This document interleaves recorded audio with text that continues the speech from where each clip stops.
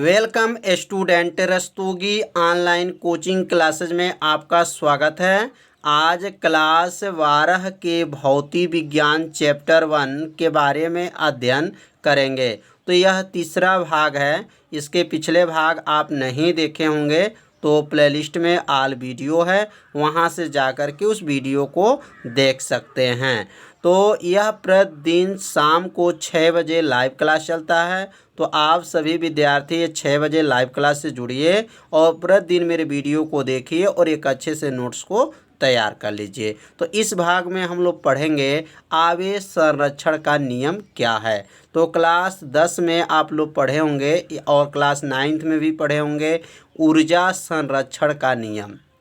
तो ऊर्जा संरक्षण का नियम क्या है? ऊर्जा को न तो क्या किया जाता है, उत्पन्न किया जा सकता है, न तो ही क्या नष्ट किया जा सकता है। ऊर्जा को केवल एक रूप से दूसरे रूप में बदला जा सकता है। तो ठीक इसी प्रकार यहाँ पर भी आवेश संरक्षण का नियम लिखा जाएगा। तो कैसे लिखेंगे? आवेश को न तो उत्पन्न किया जा सकता है और न तो क्या कर सकते हैं, नष्ट किया जा सकता है। आवेश को एक वस्तु से दूसरे वस्तु में रूपांतरण किया जा सकता है। यही आवेश संरक्षण का नियम कहलाता है। तो बहुत आसान है। जैसे ऊर्जा संरक्षण का नियम आप लोग पढ़े हैं, उसी प्रकार आवेश संरक्षण का नियम है। तो अब यहाँ लिखेंगे आवेश को आवेश को न तो उत्पन्न कर सकते हैं, न तो उत्पन्न किया जा सकता है, उत्पन्न किया जा सकता है, और न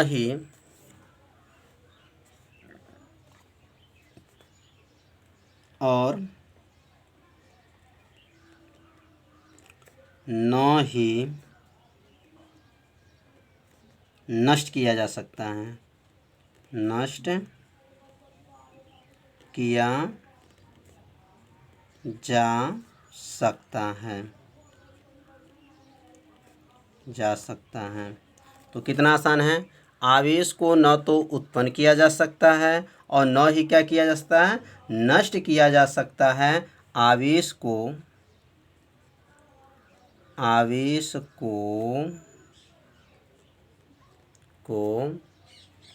एक वस्तु से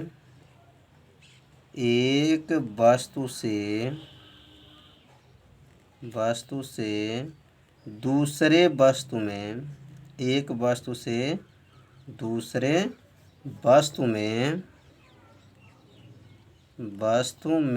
क्या किया जा सकता है, रूपांतरण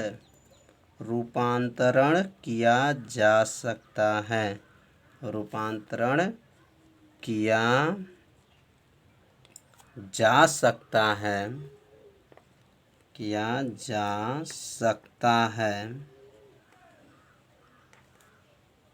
सकता है, यह नियम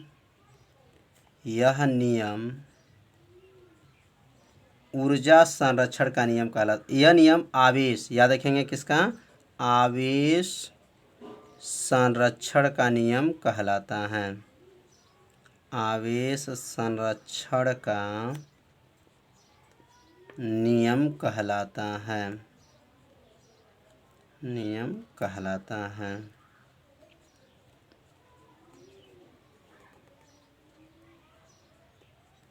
कितना आसान है। तो आवेश संरक्षण का नियम जो है एक बार और ध्यान से समझेंगे। आवेश को न तो क्या किया जा सकता है, उत्पन्न किया जा सकता है, और आवेश को न तो ही क्या किया जा सकता है, नष्ट किया जा सकता है। आवेश को एक वस्तु से दूसरे वस्तु में रूपांतरण किया जा सकता है। यह नियम आवेश संरक्षण का नियम कहलाता है। तो समझ में आ गया होगा कि आवेश संरक्षण का नियम क्या है। इसे अपने कॉपी में लिख लीजिए और इसको याद कर लीजिए। बहुत आसान नियम है। अब हम लोग पढ़ेंगे आवेश के परमाणुकता या क्वांटीकरण का सिद्धांत क्या है। यह बहुत ही आईएमपी नियम है। यह कई साल पेपर में आ चुका है। तो अब इसके बारे में समझेंगे। तो यहाँ पे नोट करेंगे आवेश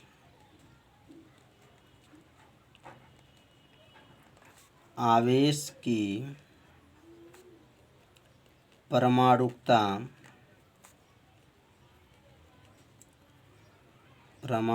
या क्वांटीकरण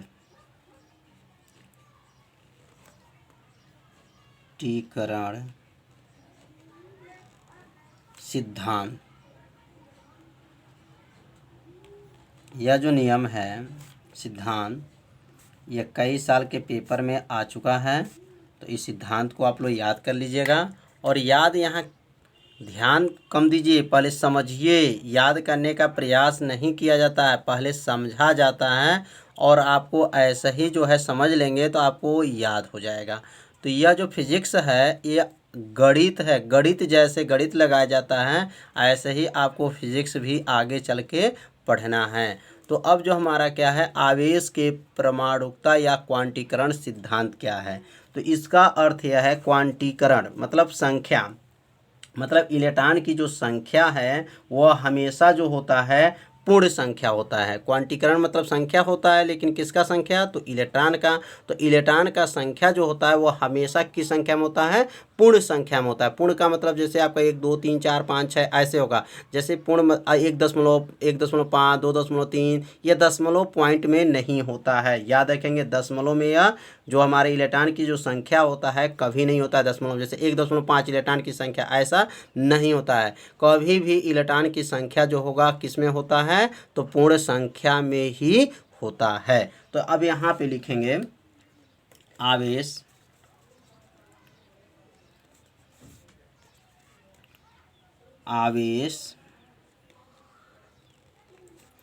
के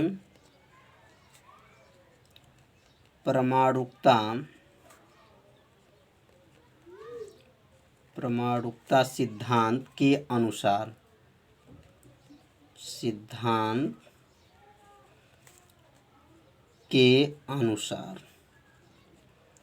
अब यहाँ से जो है परिभाषा को अब यहाँ पे लिखा जाएगा।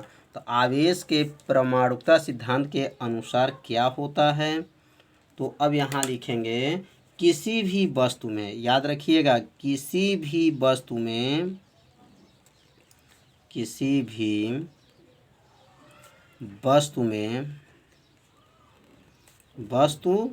पर लिख दीजिए, वस्तु पर इलेक्ट्रॉन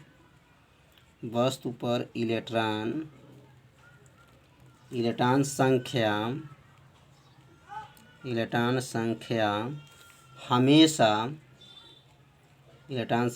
हमेशा एक पूर्ण संख्या होता है। कौन संख्या होता है, एक पूर्ण संख्या होता है। याद रखिएगा, पूर्ण संख्या होता है, संख्या होती है।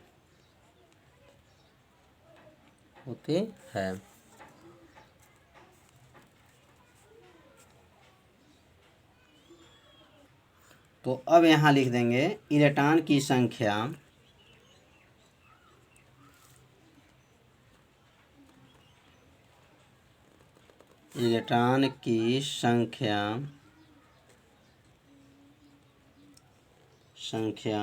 को विभाजित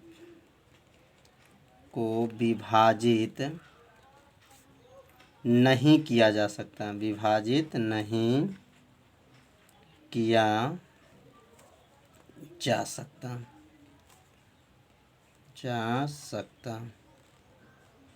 मतलब जो इलेक्ट्रॉन की जो संख्या है उसे विभाजित नहीं किया जा सकता, मतलब दशमलव पॉइंट में नहीं लाना है। हमेशा जो आता है जो इलेक्ट्रॉन की जो संख्या होता है हमेशा की संख्या में होता है, पूर्ण संख्या में होता है। तो पूर्ण संख्या क्या होता है, जैसे 1 2 3 4 5 6 7 आपको ऐसे जो होते हैं, यह जो है पूर्ण संख्या माना जाएगा। और इसमें जो दशमलव पॉइंट में इलेक्ट्रॉन की संख्या नहीं होता है, याद रखिएगा। अब यहाँ लिख देंगे इस सिद्धांत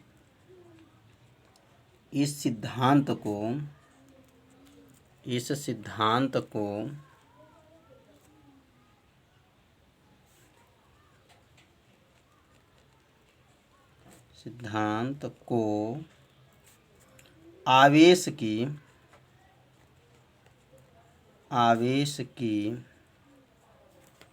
क्वांटीकरण सिद्धांत कहते हैं।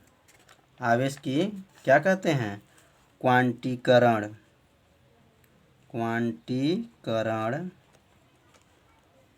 सिद्धांत कहते हैं। सिद्धांत कहते हैं। तो आवेश के क्वांटीकरण सिद्धांत समझ में आ गया होगा आप लोग को।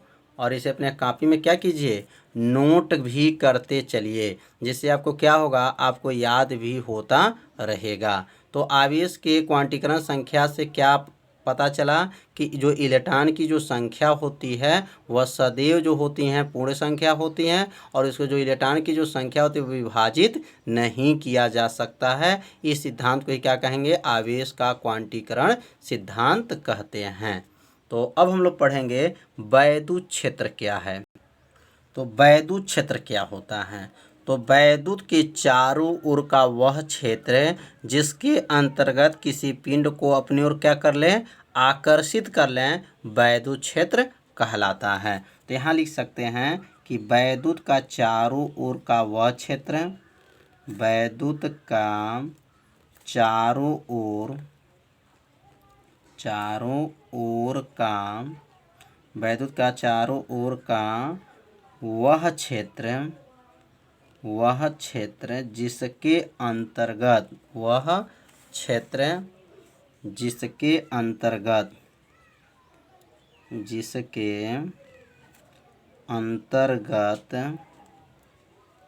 जिसके अंतर्गत किसी पिंड को या किसी वस्तु को भी लिख सकते हैं, किसी पिंड को अपने ओर, किसी पिंड को क्या कर ले, अपने ओर आकर्षित कर लें, अपने ओर क्या कर लें, आकर्षित कर लें,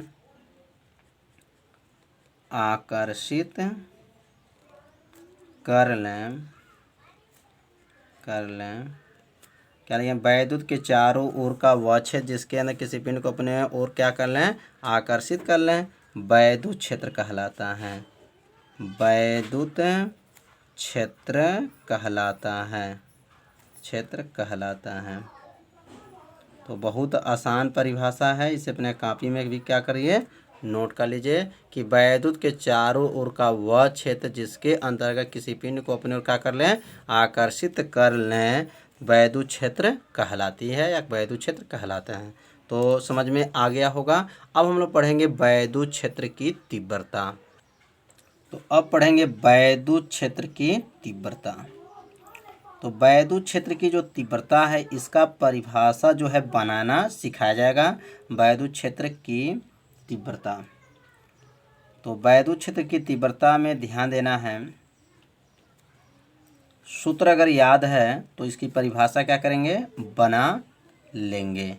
तो इसका परिभाषा पहले यहाँ लिख दे रहे हैं और उसके बाद से आपको परिभाषा बनाना सिखाएंगे। तो एकांक वैद्युत क्षेत्र में भी क्या पढ़े हम लोग, वैद्युत क्षेत्र पढ़े हैं। तो लिखेंगे आपका वैद्युत क्षेत्र में, किस क्षेत्र में, वैद्युत क्षेत्र में एकांक धनावेश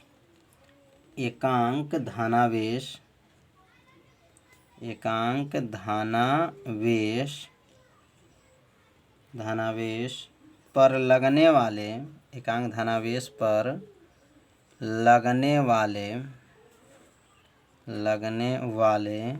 वैद्युत बल को, लगने वाले कौन बल को, वैद्युत बल को वैद्युत क्षेत्र की तीव्रता कहते हैं। वैद्युत क्षेत्र की तीव्रता कहते हैं, क्षेत्र की तीव्रता कहते हैं। इसे याद रखेंगे, इसे ई से प्रदर्शित करते हैं, इसे ई से प्रदर्शित करते हैं, इसे प्रदर्शित करते हैं।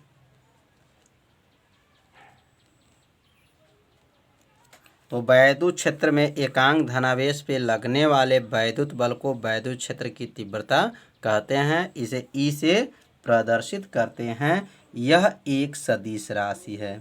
यह एक सदिश राशि है। सदिश राशि है। तो अब ये परिभाषा कैसे बना, अब इसके बारे में समझेंगे। तो अब यहाँ सूत्र लिखेंगे वैद्युत क्षेत्र की तीव्रता। वैद्युत क्षेत्र की तीव्रता। वैद्युत क्षेत्र की